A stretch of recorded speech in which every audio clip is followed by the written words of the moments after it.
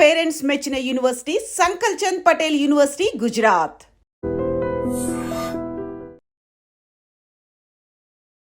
H1B వీసాకి సంబంధించి ఫీజుని అమాంతం పెంచేసిన తర్వాత ఇప్పుడు భారతదేశానికి సంబంధించినటువంటి సాఫ్ట్వేర్ ఇంజనీర్లో ఆందోళన మొదలైంది.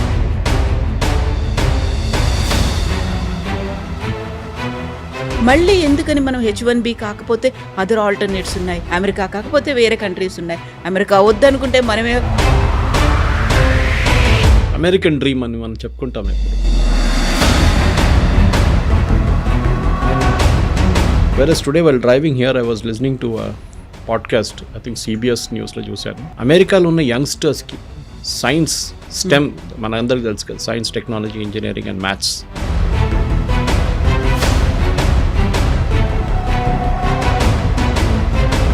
వాళ్ళకు ఉన్నటువంటి అక్కడ లోకల్ పీపుల్ కావచ్చు, యూత్ కావచ్చు, ఆపర్చునిటీస్ కావాలి. వాళ్ళు ఇంకెక్కడికో దేశానికి వెళ్ళిపోవడం కంటే మా దేశంలో మాకు కదా అనేది. ఈ అమెరికన్స్ వచ్చి రేపు ఇండియాలో పనిచేయలేడు కదా, మనం ఆ శాలరీ వాళ్ళకి ఇవ్వలేము. మనం ఎవ్రీ కంపెనీ, ప్రతి ఐటీ కంపెనీ కానీ, ప్రతి కంపెనీ, ఐటీ అని చెప్పక్కర్లేదు, ఎనీ కంపెనీ వాళ్ళు ఏం చూస్తున్నా అంటే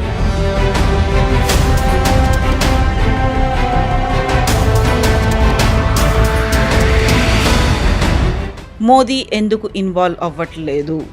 ఇంత పెద్ద ఎత్తున జరుగుతోంది, మనకున్నటువంటి మేధో సంపత్తో వీళ్ళ మీద ఎఫెక్ట్ పడుతోంది అనుకున్నప్పుడు మోదీ షుడ్ ఇంటర్వ్యూన్ కదా.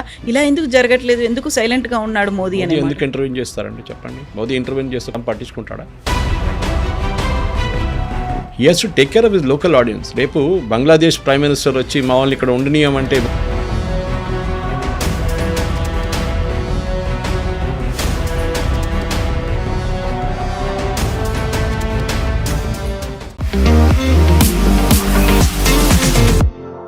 నమస్తే, నేను Kavitha. Welcome to I dream news and నిజాలు.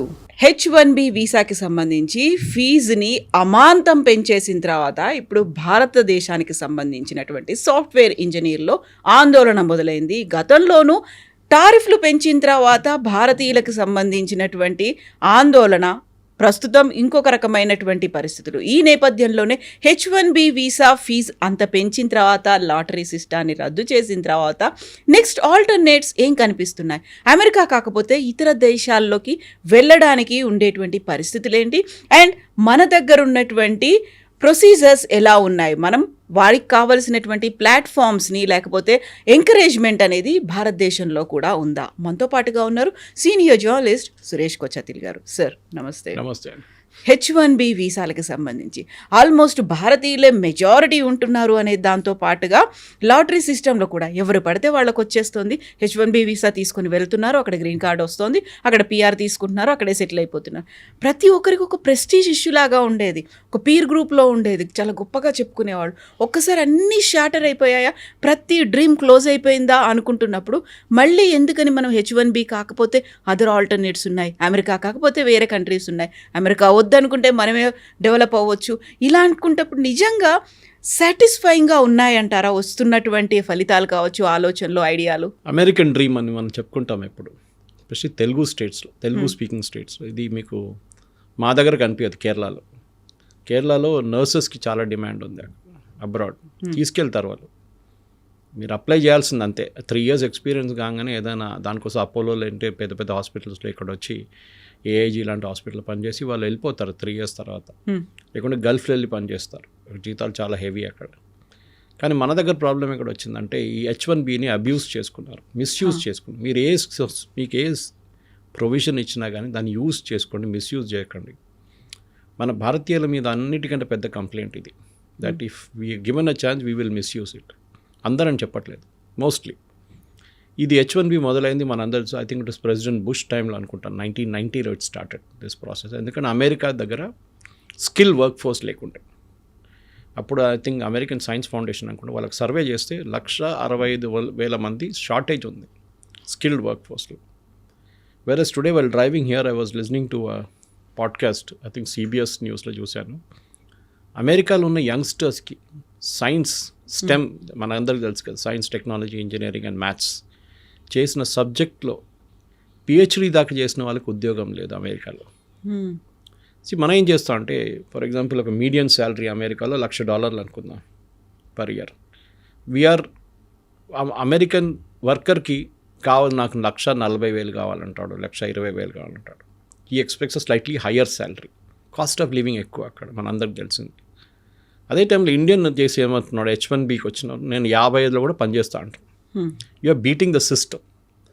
వాళ్ళని కూడా తప్పట్లేము, ఎందుకంటే ఇప్పుడు మీరు టాప్ 10 కంపెనీస్ 2025, ఎందుకంటే ఇయర్ వీసా అయిపోయింది, అందరూ అనుకుంటున్నారు ఇప్పుడు కూడా వీసా ఉందని. లేదు, నెక్స్ట్ February 2026 నుంచి స్టార్ట్ అవుతుంది వీసా వాళ్ళు. దానికే ఈ ఫీజు వస్తుంది. ఇప్పుడు దాకా ఇంకేం రాదు. ఇప్పుడు ఈ 1 lakh is not coming in to force now. Existing visa holder they can carry on like that. కొత్త అప్లై చేస్తున్న వాళ్ళకే వస్తుంది అనమాట. దాంట్లో 2-3 మార్పులు వస్తున్నాయి.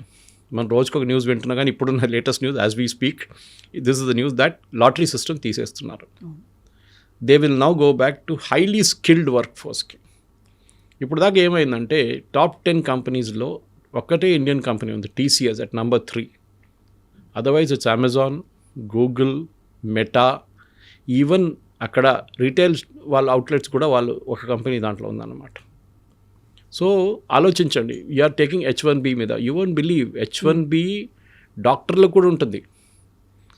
దాంట్లో 2 ఎడ్యుకేషనల్ ఇన్స్టిట్యూషన్స్ ఉన్నారు H1B మీద, ప్రొఫెసర్స్ని తీసుకెళ్తారు. సో మన దగ్గర మిస్కన్సెప్షన్ ఏమంటే H1B అనగానే IT ప్రొఫెషనల్స్ అనుకుంటారు. కాదు. సో వీళ్ళేం చేశారంటే యూఎస్లో అరౌండ్ 2000 అనుకుంటాను, ఈ ఇన్స్టిట్యూషన్స్, ఎడ్యుకేషన్ ఇన్స్టిట్యూషన్స్, ఇంకా హాస్పిటల్ వాళ్ళు ఏం చెప్పారంటే హెల్త్ కేర్ సెక్టర్లో మేము వీళ్ళతో క్లబ్ చేయకండి, ఎందుకంటే దీనికి ఒక లిమిట్ ఉంటుంది H1Bకి. మాకు లిమిట్ ఉండకూడదు. ఒకటి, మా జీతం చాలా ఎక్కువ. As a professor in US మీకు చాలా హెవీ శాలరీ ఉంటుంది. Even the health care professional కూడా, నర్సులు ఉండొచ్చు, డాక్టర్లు ఉండొచ్చు. వీలే చేస్తే సపరేట్ చేసేసారు ఆ కోటని. సో ఫర్ ఎగ్జాంపుల్ మనం తీసుకుందాం, 1,00,000 వీసాలు ఇష్యూ చేస్తున్నారు ఈ సంవత్సరం US. I'm just taking an example. So దాంట్లో వీళ్ళు రారు. Educational is out, health care is out, even priest, Kerala నుంచి ప్రీస్ట్ని తీసుకెళ్తారు. అక్కడ మన ఏం చెప్తారు, అక్కడ గ్రాడ్యుయేట్ చేసిన వాళ్ళ దాని నుంచి లైటీ నుంచి వాళ్ళు చర్చ్ నుంచి చదువుకున్న వాళ్ళని యూఎస్కి తీసుకెళ్తారు. ఎందుకంటే యూఎస్లో ప్రీస్ట్లు చాలా తక్కువ పడ్డారు ఇప్పుడు. Not many people, even Europe కూడా same problem. Anyway will come back to US. So ఈ 1,00,000 వీసాలకి అనుకుంటాం మనం, ఒక లిమిట్ ఉంటుంది ఎవ్రీ ఇయర్. లాటరీ సిస్టమ్ పెట్టారు. అంటే ఎవరికి లాటరీ వస్తే వాడు సపోజ్ 5 లక్షల మంది అప్లై చేస్తే దాంట్లో 1,00,000 మందికి వస్తుందంటే ఒక, I'm just drawing A comparison figure. Lottery అంటే ఏమైపోతుందంటే స్కిల్డ్ మనిషి కాదు లాటరీ ఒకసారి వచ్చేది, అన్స్కిల్డ్ రోడ్ కూడా వచ్చి. అన్స్కిల్డ్ అంటే ఫ్రెష్ అవుట్ ఆఫ్ కాలేజ్ 2 సంవత్సరాలు పని చేసిన తర్వాత H1Bనే మీరు మిస్యూజ్ చేస్తున్నారు. ఎందుకంటే ఈ కంపెనీలు చేస్తుంది తప్పు, ఇండివిజువల్స్ కాదు. బికాజ్ H1B కంపెనీలు అప్లై చేస్తారు, కానీ ఇండివిజువల్స్కి వస్తుంది, వాళ్ళ పేరు మీద ఉంటుంది. రేపు వీడు అక్కడ వెళ్ళిన తర్వాత మార్చుకోవచ్చు, ఇంకో కంపెనీకి వెళ్ళిపోవచ్చు. చేసిన వాళ్ళు కూడా చాలామంది ఉన్నారు. సో అమెరికన్స్ని ఏం చేశారు, వీళ్ళు ఆర్గ్యూ చేస్తున్నప్పుడు, మీరు ఒక పెటిషన్ పెడుతున్నప్పుడు దీనికి you are arguing a case, American ఎంప్లాయీని నేను రీప్లేస్ చేయబోయే ఎంప్లాయీకి ఆ స్కిల్ లేదు, దానికోసం నన్ను తీసుకుంటున్నారని చెప్పి the company has to argue అనమాట. కానీ కంపెనీస్ ఏం చేస్తున్నారు, నేను వాడికి ఎందుకు $1,00,000 ఇవ్వాలి, లేకపోతే 1,40,000 ఎందుకు ఇవ్వాలి, నాకు $60,000 పనిచేసేట ఇండియన్ దొరికాడు, వాన్ వేసేద్దామని, పని తీసుకుందామని చెప్పి. It is a pure commercial decision. చూడండి, ఇంత జరిగిన తర్వాత కూడా ఒక్క అమెరికన్ IT కంపెనీ, మన హెల్త్ కేర్ వాళ్ళని పక్కన పెడదాం, అంత ఈవెన్ రీటైల్ వాళ్ళని పక్కన పెడతాం, కానీ what about the IT companies ఒక్కరు కూడా కాదు మీరు చేసిన తప్పని ట్రంప్ని అనట్లేదు. ఇన్ఫ్యాక్ట్ దానికన్నా ఒక వారం ముందు ట్రంప్ ఒక మీటింగ్ పెట్టాడు వైట్ హౌస్లో వీళ్ళతో, all the IT heads. Even the announcement చేసినప్పుడు వాళ్ళ కామర్స్ సెక్రటరీ పక్కన నిలబడి అన్నారు, all the IT companies are on board, information technology, they are all happy with this. ఆలోచించారు, వాళ్ళందరూ హ్యాపీ ఉన్నారంట. అంటే భారతీయులు ఇప్పుడు దాకా వచ్చిన వాళ్ళు వచ్చారు, కానీ ఇప్పుడు పంపిస్తే మాకు ప్రాబ్లం లేదు. ఇప్పుడు జరగబోయేది ఏంటంటే నెక్స్ట్ ఇయర్ నుంచి when the visas clicking for the new year, ఒకటి pure skilled, highly skilled Indian వర్కర్స్ని తీసుకుంటారు. ఎందుకంటే మీకు $1,00,000 అంటే 88 లక్షలు అనుకోండి, ఓవర్ అండ్ అబౌవ్ శాలరీ 88 లక్షలు కట్టాల్సి వస్తుంది యూఎస్ గవర్నమెంట్కి. మీరు కట్టేటప్పుడు ఆ ఎంప్లాయీకి యూఎస్లో ఉండి పనిచేయడానికి అంత స్కిల్ కావాలని చెప్పి మీరు అక్కడ పెట్టుకుంటున్నారు. కానీ కోవిడ్ తర్వాత లోకం మారిపోయింది. దీనికన్నా ముందు ఆఫ్ షోరింగ్ అని మాట్లాడుతుండే మనం. Offshoring jobs, on site, off site ఒక వర్డ్ యూజ్ చేస్తుండే. ఆన్ సైట్కి వెళ్ళేటోళ్ళు యూఎస్కి వెళ్ళి అక్కడ పని చేయాలి, ఆఫ్ సైట్ వాళ్ళు ఇక్కడ కూర్చొని పని చేస్తారు. కానీ కోవిడ్ తర్వాత లోకం అంతా మారిపోయింది కంప్లీట్గా. You can work from anywhere. People are today travelling and working. ఒక్కొక్క డెస్టినేషన్కి వెళ్ళి అక్కడ వియట్నాం లాంటి కంబోడియా లాంటి వెరీ కాస్ట్ ఎఫెక్టివ్ డెస్టినేషన్కి వెళ్ళి నెల రోజులు ఎయిర్బిఎన్బి తీసుకొని అక్కడే ఉంటున్నారు అన్నమాట, పనిచేస్తున్నారు అక్కడి నుంచి. ఇప్పుడు ఏమైందంటే ఇప్పుడు నౌ సడన్లీ ఈ కోవిడ్ తర్వాత యూఎస్ కంపెనీస్ కూడా తెలిసిపోయింది దట్ ఏదో ఒక రోజు H1B పోతుంది. వాళ్ళు స్లోలీ రెడ్యూస్ చేసుకుంటూ వస్తున్నారు H1Bని. మీరు చూడండి 2020 తర్వాత 25కి H1B is coming down the demand. మన దగ్గర ప్రాబ్లం ఏంటంటే మన problem special Telugu speaking state, నువ్వు యూఎస్కి వెళ్ళావా లేదా? నువ్వు యూఎస్కి వెళ్ళకపోతే నువ్వు యూజ్లెస్ ఫెలో. ఓకే, అమ్మాయి అయినా అబ్బాయి అయినా నువ్వు ఇంజనీరింగ్ చేసావు, యూఎస్కి వెళ్ళలేదా? అయ్యా వెళ్ళలేదా కథ, ఏదో లోపం ఉంది. బెంగళూరులో పనిచేస్తున్నా, హైదరాబాద్లో పనిచేస్తున్నా, గురుగాలంలో పనిచేస్తున్నాను. పెళ్ళికి కలిసినప్పుడు కూడా ఏదైనా ఫ్యామిలీ ఫంక్షన్లో ఫస్ట్ క్వశ్చన్ ఇదే, మీ కూతురు ఎక్కడ ఉండండి, మీ కొడుకు ఎక్కడ ఉండండి, ఇదే క్వశ్చన్. ఆడక్కడ వెళ్ళి ఏం చేస్తాడు అది డిఫరెంట్ మ్యాటర్. మన దగ్గర ఉన్న లాస్ట్ స్టడీ కూడా యుఎస్ ఒక డిపార్ట్మెంట్ ఆఫ్ స్టేట్ స్టడీ ఒకటి, దాంట్లో వాళ్ళు ఒక ప్రైవేట్ ఆర్గనైజేషన్ చేశారు. దాంట్లో ఏం చెప్తున్నారు, 90% మంది మన స్టూడెంట్స్ ఇక్కడ నుంచి ఫస్ట్ స్టెప్ అదే కదా, చదవడానికి వెళ్తారు, మాస్టర్స్కి ఎంఎస్ చేయడానికి. They are going to third rate universities. మన సుహేల్ సేద్ కూడా చెప్పారు ఈ మాట, మన I think on Times Now somewhere. 90% third rate యూనివర్సిటీస్కి వెళ్తున్నారు. దాని పేరు కూడా ఎవరికి తెలియదు. You will hardly find any good students going to Cornell, MIT, university of Pennsylvania, అట్లాంటి టాప్ నాచ్ యూనివర్సిటీస్కి చాలా తక్కువ మంది వెళ్తారు. Whereas all of them go to third rate university. వాళ్ళది ఏంటంటే ఒకసారి గ్రాడ్యుయేట్ చేసిన తర్వాత OPTకి వెళ్తారు, ఆప్షనల్ ప్రాక్టికల్ ట్రైనింగ్. అదొక 2 సంవత్సరాలు ఉంటుంది. అదేంటి, అది కూడా మిస్యూజ్ చేసుకున్నారు. Why is the training provided అంటే, మీరు చదువుకున్న తర్వాత మీ స్కిల్ అప్గ్రేడ్ చేయడానికి, మీరు ఏది చదువుకున్నారో దాన్ని రీఇన్ఫోర్స్ చేయడానికి మీకు ఒక ఆపర్చునిటీ ఇస్తున్నారు కంపెనీలు వెళ్ళి పనిచేయడానికి. నాకు తెలిసిన వాళ్ళలో 2-3 ఫ్యామిలీ వాళ్ళు కూతురు అక్కడ ఉన్నారు. వాళ్ళు OPT కంపెనీలో పనిచేసి ఒక్క పైసా జీతం కూడా ఇవ్వట్లేదు వాళ్ళకి. వాళ్ళు భయపడుతున్నారు, మాకు OPT వస్తే చాలు మేము ఇక్కడే ఉండిపోతాం, లేకుంటే మమ్మల్ని రిటర్న్ పంపించేస్తారని చెప్పి without taking any salary they working free of cost. ఎంత మిస్యూజ్ చేస్తున్నారు చూడండి వాళ్ళు. లిటరల్లీ స్లేవరీ ఇది. పాత సిస్టంలో స్లేవరీ అంటారు, డబ్బులు ఇవ్వకుండా జీతం ఇవ్వకుండా యూఎస్లో you are keeping them on work, OPT అని చెప్పి పెట్టుకుంటున్నారు. మన వాళ్ళకేమో అక్కడ ఉంటే చాలు అనే ఒక ఫీల్, OPT అయిపోతే నేను H1Bకి అప్లై చేస్తాను కదా అని చెప్పేసి. సో ఇది H1B was suppose to be ఒక టెంపరీ మెజర్. ఇది పర్మనెంట్ యూఎస్లో హిస్టరీ నుంచి లేదు ఎక్కడ. జార్జ్ బుష్ 1990లో ఇంట్రడ్యూస్ చేసిన తర్వాత ఎక్కడో ఒక రోజు పోతుందని అందరికి తెలుసు. ఎందుకంటే you are replacing an American worker. రేపు రోహింగ్యాలు వచ్చి, బంగ్లాదేశ్ వాళ్ళు వచ్చి, రేపు IT కంపెనీలు వచ్చి ఇక్కడ పనిచేయడం మొదలు పెడితే ఇక్కడ వాళ్ళు ఏమంటారండి, మన వాళ్ళు అదే తిట్టడం మొదలు పెడతారు కదా, ఏంట్రా బయట వాళ్ళు వచ్చి మన ఉద్యోగం తీసుకెళ్ళిపోతున్నారని చెప్పి. ఆల్రెడీ మనం ఇంటర్స్టేటే కొట్టుకుంటున్నాం. ఒక టైంలో బాంబేలో బాలాసాబ్ ఠాకరే ఉన్నప్పుడు Shiv Sena was all powerful. Mumbai it's Marathis అంతే, బయట వాళ్ళు రావకూడదు ఇక్కడ అని చెప్పారు. మా ఉద్యోగం మీకు అందుకు అని. అంటే నేషనల్ లెవెల్ మీరు ఎక్స్పాండ్ చేసి చూస్తే చూడండి ఒకసారి, బీహారీ వాళ్ళు తమిళనాడులో పని చేయకూడదు, లేకుంటే కేరళ వాళ్ళు అక్కడ వెళ్ళకూడదు, ఇట్లా చెప్తే ఎక్కడ ఉండిపోతాం. సో మనం యూఎస్కి వెళ్ళేటప్పుడు we should respect the system. వాళ్ళకి కావాల్సింది ఇప్పుడేమంటున్నారు ప్రెసిడెంట్ ట్రంప్ కానివ్వండి, వాళ్ళ కామర్స్ సెక్రటరీ కానివ్వండి, వాళ్ళ ఎంటైర్ క్యాబినెట్ ఏమంటున్నారు అంటే, మాకు స్కిల్డ్ వర్కర్స్ కావాలి, మాకు అన్స్కిల్డ్ వాళ్ళు వద్దు. అన్స్కిల్డ్ అంటే ఏదో ఇప్పుడు వచ్చి ఏదో కోర్స్ చేసి 2 సంవత్సరాలు పనిచేసిన తర్వాత నాకు H1B కావాలి. సారీ, కంపెనీ కూడా జస్టిఫై చేయాలి that this fellow is so good that we'll pay $1 lakh extra. కానీ కవిత గారు ఇప్పుడు ఏం అవబోతుందంటే, slowly those works will move. ఇప్పుడు ఇండియాకి వచ్చేస్తుంది ఆ వర్క్లన్నీ. అది కాకుండా మెక్సికోలో పెట్టుకుంటారు, లేకుంటే నియర్ షోర్ అంటారు దాన్ని, కెనడాలో పెట్టుకుంటారు. వీళ్ళు బిజినెస్ వీసా తీసుకుంటారు, నెలకు 2 సార్లు వచ్చి మీటింగ్ అటెండ్ చేసి వెళ్ళిపోతారు. అక్కడ చాలా తక్కువ కదా distance, they can come attend meeting and go of అనమాట. వీకెండ్ ఉండొచ్చు, లేకుంటే ఏదైనా ఉండొచ్చు. ఇది పెద్ద అడ్వాంటేజ్. సో నియర్ షోర్గా మెక్సికో కానీ కెనడా వాళ్ళకు బెనిఫిట్ ఉంటుంది. At the same time distance is not a factor. ఇప్పుడు మన ఇండియా నుంచి ఎన్నో 3 షిఫ్ట్లు పనిచేస్తాం మనం. హైదరాబాద్కి వెళ్ళండి, బెంగళూరుకి వెళ్ళండి, ఆల్ అమెరికన్ కంపెనీస్ కనిపిస్తుంది మీకు. డెల్ నుంచి మీకు వెల్స్ ఫార్గో లాంటి company, Microsoft is there here in Hyderabad, Oracle, వీళ్ళందరూ ఇక్కడే ఉన్నారు కదా. వాళ్ళు పనిచేసేట్టు ఇండియా కోసం కాదు కదా, వీళ్ళందరూ పనిచేసేది యూఎస్ కోసం పనిచేస్తున్నారు. యూఎస్ కోసం అంటే ద ప్రోడక్ట్ ఈజ్ యూఎస్, కానీ మైక్రోసాఫ్ట్ యూఎస్లో ఒకటే అమ్ముతారు కాదు కదా, they are selling all over the world. వాళ్ళు లిస్టెడ్ నాస్డాక్లో కానీ అక్కడ లిస్ట్ ఉన్నారు, దానికోసం వాళ్ళు అమెరికాలో ఉన్నారు. ప్రెసిడెంట్ ట్రంప్ చెప్పినప్పుడు ఫస్ట్ టర్మ్లో వచ్చినప్పుడు కూడా ఒక థ్రెట్ ఉన్నప్పుడు వాళ్ళు ఏం చెప్పారంటే, మేము ఇక్కడ నుంచి వెళ్ళిపోతాం అమెరికా నుంచి, we will go to Ireland or somewhere else, which is ఇప్పుడు కూడా నాకు నా ట్విట్టర్ పేమెంట్ ఒకటి ఉంటుంది 900 rupees per month, blue tick కానీ ఎడిటింగ్ ఫెసిలిటీకి.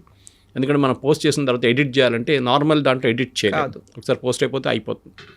ఎడిట్ చేయడానికి 1 hour టైం ఇస్తారు. So they also give you blue tick with 900 rupees payment per month. ఆ బిల్లు నాకు ఐర్లాండ్ నుంచి వస్తుంది every month. They are charging me from అంటే వాళ్ళ సబ్సిడరీ ఎక్కడ పెట్టుకొని వాళ్ళు బిల్ చేస్తున్నారు మన మీద, రెవెన్యూ వాళ్ళు తీసుకుంటున్నారు. యూఎస్కి వెళ్ళట్లేదు ఆ revenue. So slowly American companies కూడా షిఫ్ట్ అయిపోతున్నారు యూఎస్ నుంచి. And Trump is very clear on that. మాకు బెనియన్లు అండర్వేర్లు చేసే కంపెనీలు అక్కర్లేదు అంటున్నారు. మా దగ్గర హై అండ్ చిప్స్, నెవిడియా లాంటి చిప్స్ తయారు చేసిన వాళ్ళు మాకు కావాలి. మాకు స్పేస్ టెక్నాలజీలో ఫ్రాంటియర్స్ లైక్ ఈయన చేస్తున్న మన ఎలాన్ మస్క్ చేసిన అట్లాంటి స్పేస్ ఎక్స్ లాంటి ప్రాజెక్ట్స్ కావాలి, బ్లూ ఆరిజిన్ అది కావాలి. మాకు ఇది అక్కర్లేదు, మాకు లో అండ్ వర్కర్స్ వద్దు.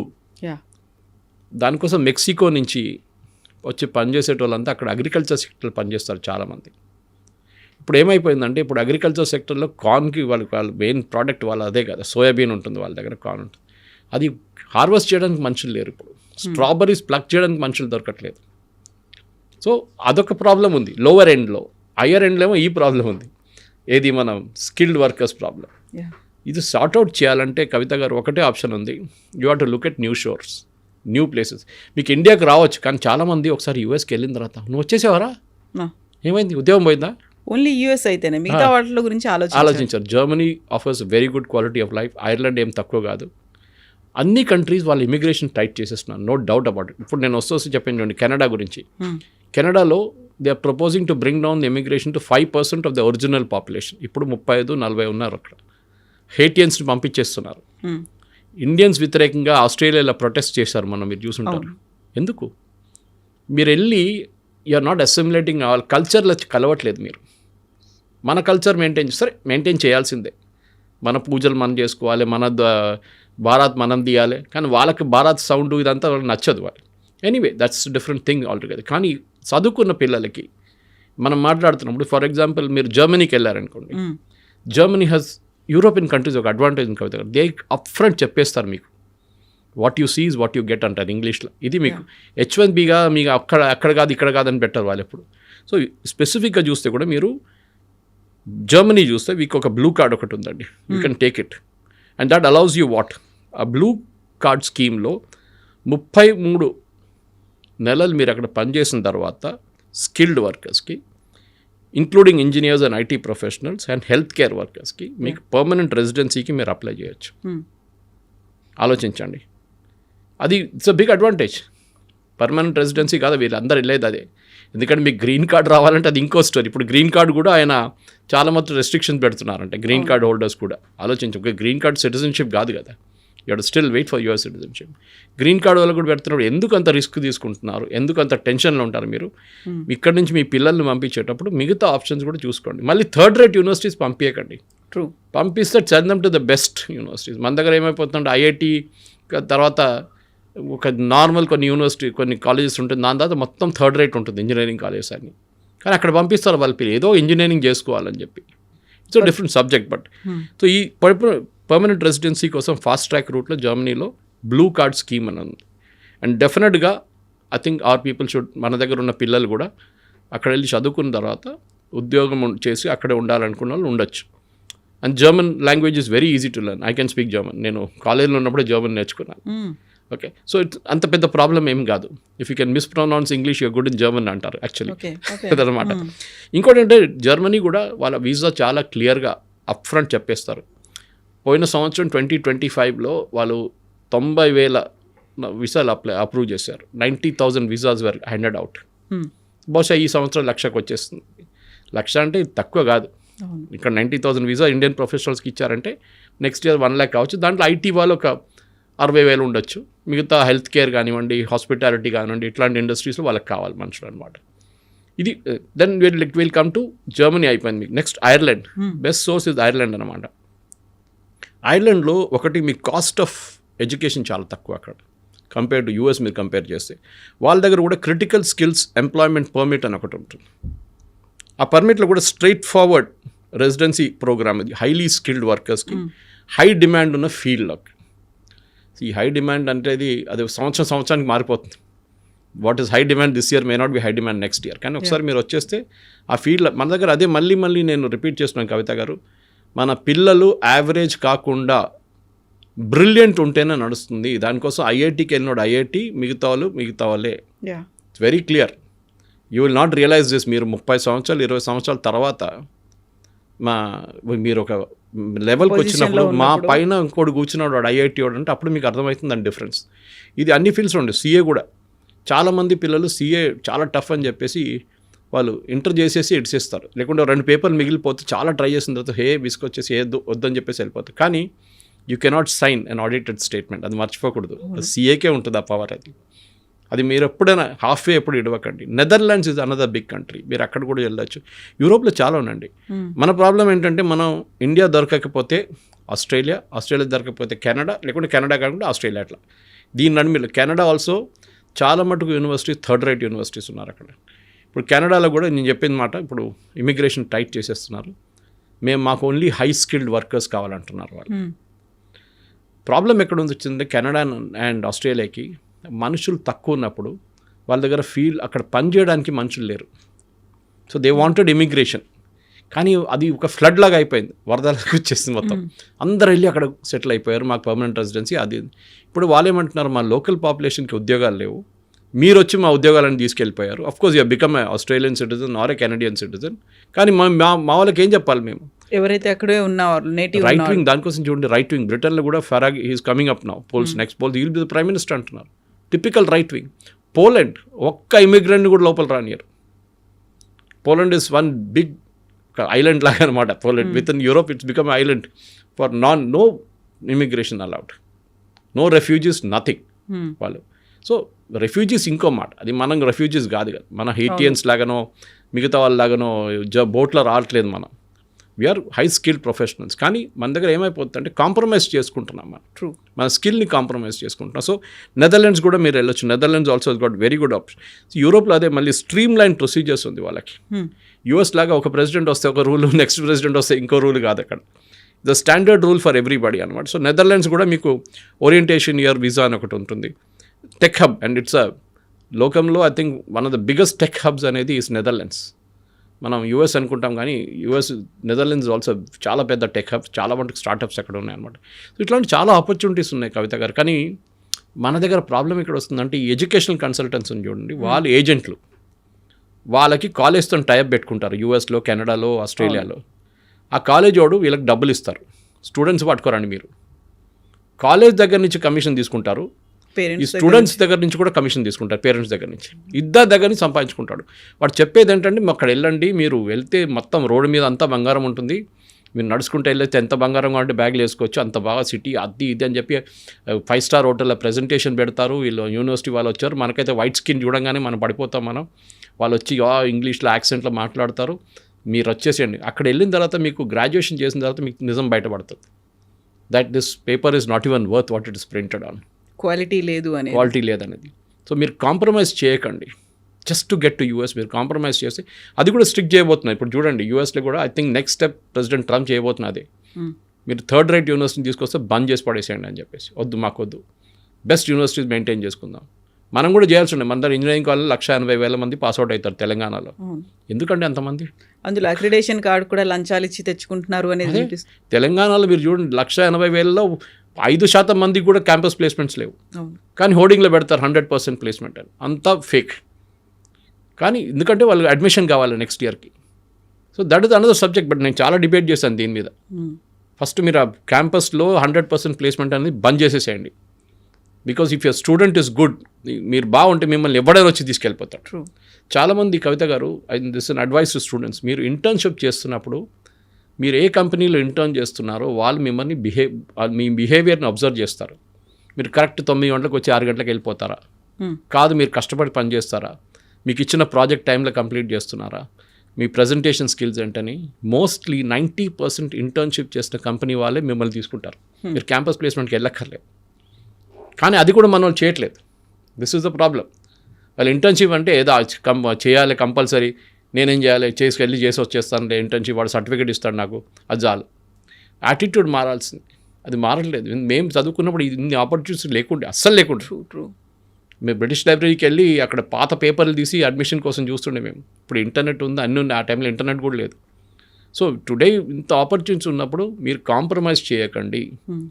ఇక్కడ ఉన్న థర్డ్ రేట్ యూనివర్సిటీస్ లాగా తెలంగాణలో అక్కడ కూడా థర్డ్ రేట్ యూనివర్సిటీస్ ఉంటుంది, అక్కడ కూడా థర్డ్ రేట్ కాలేజెస్ ఉంటుంది. అక్కడికి వెళ్ళకండి. Europe is a very good option. మీ అమ్మ నాన్నకి పొలాలు అమ్మేసి, ఇల్లు అమ్మేసి, బంగారం అమ్మేసి మిమ్మల్ని పంపిస్తున్నారు. వాళ్ళ హోప్ ఏంటంటే మీరు అక్కడ వెళ్ళి చదువుకొని పెద్ద ఉద్యోగం చేసి ఆ డబ్బులు సంపాదించి మళ్ళీ వాళ్ళకు ఇక్కడ ఒక గేటెడ్ కమ్యూనిటీలో ఒక ఇల్లు కొనిస్తారని అనుకుంటారు వాళ్ళు. కానీ those dreams are crashing down. మీరు కాన్వర్జేషన్ దాంతోనే స్టార్ట్ చేశారు. అమెరికన్ డ్రీమ్ అనేది మర్చిపోండి. ఇప్పుడు ఎవ్రీ కంట్రీ, ఏ కంట్రీ అయినా వాళ్ళు ప్రొటెక్షనిస్ట్ మోడ్లో వచ్చేసారు. బట్ వాళ్ళ వైపు నుంచి ఆలోచిస్తే దట్ ఈస్ కరెక్ట్. వాళ్ళకు ఉన్నటువంటి అక్కడ లోకల్ పీపుల్ కావచ్చు, యూత్ కావచ్చు, ఆపర్చునిటీస్ కావాలి. వాళ్ళు ఇంకెక్కడికో దేశానికి వెళ్ళిపోవడం కంటే మా దేశంలో మాకు కదా అనేది. ఈ అమెరికన్స్ వచ్చి రేపు ఇండియాలో పనిచేయలేడు కదా, మనం ఆ శాలరీ వాళ్ళకి ఇవ్వలేము. మనం ఎవ్రీ కంపెనీ, ప్రతి ఐటీ కంపెనీ కానీ, ప్రతి కంపెనీ, ఐటీ అని చెప్పక్కర్లేదు, ఎనీ కంపెనీ వాళ్ళు ఏం చూస్తున్నా అంటే ఎంత తక్కువ దాంట్లో పని చేయించుకోవచ్చో తెప్పించుకుందాం, మా ప్రాఫిట్ ఎక్కువ కావాలి మాకు. దాంట్లో అక్కడ H1B మీద కాంప్రమైజ్ చేశారు, ఫ్రాడ్ చేశారు, దాంట్లో ఈ ప్రాబ్లం అంతా వచ్చింది. ఇండియాలో చేసుకుంటే అంత జీతం ఇవ్వక్కర్లేదు, ఇక్కడ పని చేయించుకోవచ్చు. వాడు 12 గంటలు పని చేయమంటే పని చేస్తాడు, వాడు వీకెండ్ రమ్మంటే వస్తాడు, అక్కడ చేయడు. American worker will not do that. ఇది ప్రాబ్లం అనమాట. అమెరికన్ వర్కర్ ఏంటో లేజీ అని చెప్పట్లేదు, కానీ వాళ్ళకు ఒక కల్చర్ ఉంటుంది. వాళ్ళు వెకేషన్కి వెళ్తే వాళ్ళు ఫోన్ ఎత్తారు, ఈమెయిల్ రెస్పాండ్ చేయరు. మన వాళ్ళు అది కాదు, వెకేషన్కి వెళ్తే పోతే బాస్ తరగతి కాల్ వస్తుంది వానికి. సో మన స్టూడెంట్స్ కూడా అర్థం చేసుకోవాలి. మీరు ఏజెంట్ దగ్గర వెళ్ళి, అందరు ఏజెంట్లు బాగాలేదని చెప్పి పర్సనల్ ఫ్రెండ్స్ ఉన్నారా ఇండస్ట్రీలో నాకు, నాట్ ఎవ్రీబడి ఈజ్ సేమ్. కానీ చాలా మట్టుకు మీకు యూనివర్సిటీ క్రెడెన్షియల్ తెలియాలంటే అక్కడ చదువుకున్న పిల్లల దగ్గర అడగండి. లేకుంటే ఈసారి ర్యాంకింగ్ ఉంటుంది, మీరు గూగుల్లో వెళ్తే ర్యాంకింగ్ ఉంటుంది యూనివర్సిటీస్ది, ఆ కాలేజెస్ది, చూసి అక్కడికి వెళ్ళండి. American dream is over. అది ట్రంప్ పోయి రేపు జేడీ వాన్స్ వస్తే కూడా ఇదే కంటిన్యూ అవుతుంది. వాళ్ళు ప్రొటెక్షనిస్ట్ మోడ్లో వెళ్ళిపోయారు. అన్ని countries including Britain, including Canada. మా వాళ్ళకి ఉద్యోగం, ఆస్ట్రేలియా కూడా అంతే. ఇప్పుడు ఇక్కడ కూడా నేను అదే చెప్పాను, మీకు ఎక్స్ప్లెయిన్ చేసింది ఇంకా ముందు. రోహింగ్యాలు వచ్చి, బంగ్లాదేశ్ వాళ్ళు వచ్చి మన ఉద్యోగం తీసుకెళ్తే మనం కూడా రేపు ఇదే ఇట్లానే రియాక్ట్ అవుతాం. కానీ you develop your skill so much. Me skill ఇంత మంచి స్కిల్ మీరు అన్కంపారబుల్గా ఉంటే అదే అంటారు. మీ మీరు ఉన్న ఫీల్డ్, నేను కూడా ఉన్న అదే ఫీల్డ్లో మనం ఎందుకున్నాం. We acquire knowledge every day. మనం వచ్చి మాట్లాడుతున్న సబ్జెక్ట్ నాలెడ్జ్ ఉంటుంది దాని మీద. దానికోసం మమ్మల్ని ఆ లెవెల్లో పెట్టుకుంటారు. ద ప్రాబ్లమ్ ఈజ్ ఏ వచ్చింది మిమ్మల్ని రీప్లేస్ చేయవచ్చు అంటే, yes it can be replaced. But ఒక స్కిల్ మీరు అక్వైర్ చేసుకుంటే మిమ్మల్ని ఎవరు ముట్టలేరు. అది ఏ ఫీల్డ్ అయినా కానివ్వండి. సినిమా ఫీల్డ్ ఉండొచ్చు, హెల్త్ కేర్ ఉండొచ్చు, హాస్పిటాలిటీ ఉండొచ్చు, లేకుంటే మీడియా లాంటి ఫీల్డ్ కూడా ఉండొచ్చు, and IT also. That is మీరు పిన్నకల్లో ఉండాలి. నేను ఐఐటీకి వెళ్ళకపోతే కూడా ప్రాబ్లం లేదు, but I will become the best in the class. That is should be the attitude. Donald Trump campaign చేస్తున్నప్పుడే పెట్టుకున్న మాటే అమెరికా ఫస్ట్ అనే నినాదం. అంటే అక్కడ he's very firm, he's very confident. ఆయన ఏం కావాలనుకుంటున్నాడో, ఏం చేయాలనుకుంటున్నాడో అప్పుడే చూపించాడు. బట్ ఇప్పుడు మన దాంట్లో కూడా మోదీ ఎందుకు ఇన్వాల్వ్ అవ్వట్లేదు?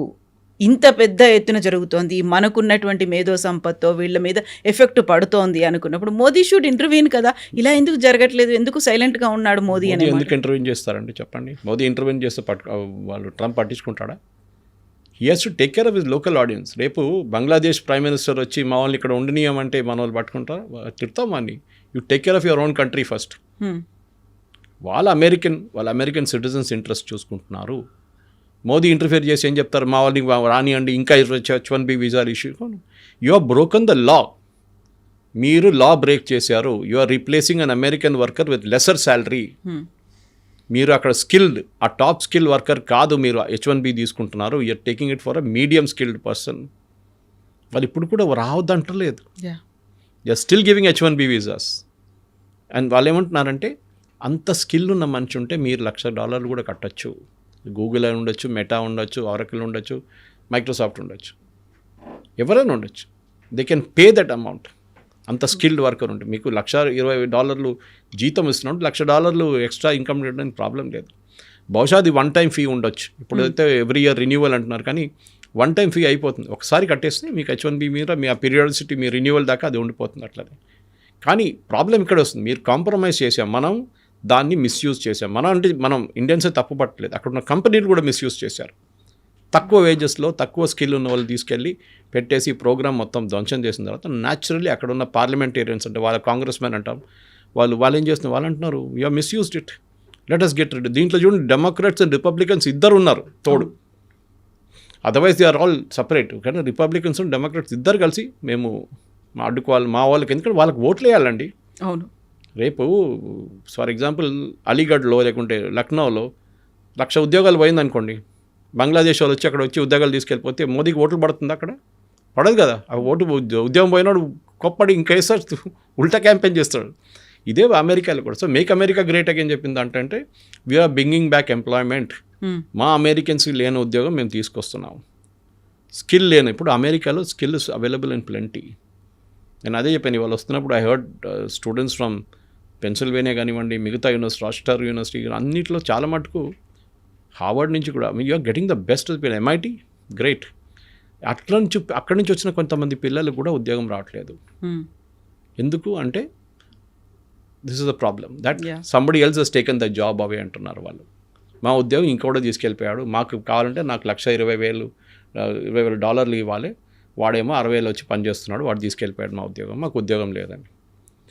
అమెరికాలో ఇది ఉండిపోతుంది. ఎందుకంటే నేను ఎప్పుడు చెప్తాను, cost the plumber is more than the cost the tap. ఆ రోజు ఎకానమీ పోతుంది. ట్యాప్ ఫిట్ చేయడానికి వచ్చిన మనిషి ట్యాప్ కన్నా ఎక్కువ విలువ తీసుకుంటే ఆ రోజు ఎకానమీ అవుట్. మన దగ్గర కూడా ఆ స్టేట్కి వస్తున్నాం మనం, కానీ మన దగ్గర ఇన్నోవేషన్స్ చేసుకుంటాం. మనం వచ్చినప్పుడు ఆ పని చేయరా ఈ పని చేయరా అని చెప్పి 10 పని చెప్పేస్తాం. కానీ అమెరికాలో అది కాదు, వచ్చి ఆ పని చేసి వెళ్ళిపోతాడు. So that is why coal industry collapse, steel industry collapse అయింది, వాళ్ళు కార్ ఇండస్ట్రీ కొలాప్స్ అయింది. అన్ని ఇండస్ట్రీస్ పోయినాయి అమెరికా నుంచి. Now they are only high technology ఒక్కటే వాళ్ళు చూస్తున్నారు. And they are good in aircraft manufacturing. అది మనం చూసాం చాలా మటుకు. అది మీరు ప్యాసింజర్ ఎయిర్క్రాఫ్ట్ ఉండొచ్చు, బోయింగ్ లాంటి, లేకుంటే మెక్డొనాల్డ్ డగ్లస్ లాగా మేకింగ్ మిలిటరీ ఎయిర్క్రాఫ్ట్, అది కూడా అన్నింటిలో they are very good. So వాళ్ళు ఏం చూస్తున్నట్టు క్రీమ్ చూస్తున్నారు, మనం ఏమో బాటమ్ ఎండ్లో ఉన్నాం. So we should also rice ఆ క్రీమ్కి వెళ్ళిపోవాలి. మేము కూడా మీకన్నా we can compete with you. మేము కూడా శాటిలైట్ తయారు చేస్తే మేము అది కూడా ఇక్కడ చేయొచ్చు. Reverse brain drain is good. నేను అంటున్నాను, చాలామంది అన్నారు, శ్రీధర్ వెంబు గారు అన్నారు, ఇప్పుడు నౌ సేయింగ్ దట్ యూజింగ్, అందరూ అరటి అది యూజ్ చేద్దాం, యాప్ యూజ్ చేద్దాం. చాలామంది స్విచ్ ఓవర్ చేసుకున్నారు, జీమెయిల్ వద్ద అది యూజ్ చేస్తున్నారు. Very good. పొద్దున కూడా ఒక ఇంగ్లీష్ న్యూస్ ఛానల్తో నాకు అదే డిబేట్ ఉండే. దాంట్లో కూడా వాళ్ళు అడిగారు నా దగ్గర, ఇది ఎన్ని రోజులు ఉంటుందని. నేను అదే చెప్పాను, దీనికన్నా ముందు గూ అని చెప్పి ఏదో ఒకటి వచ్చింది, ఏమైందంటే అది ఇప్పుడే వాట్సాప్ రీప్లేస్ అయిపోతుంది అని చెప్పి అందరు దుంకారు, including Narendra Modi. What happen to that? It died a natural death.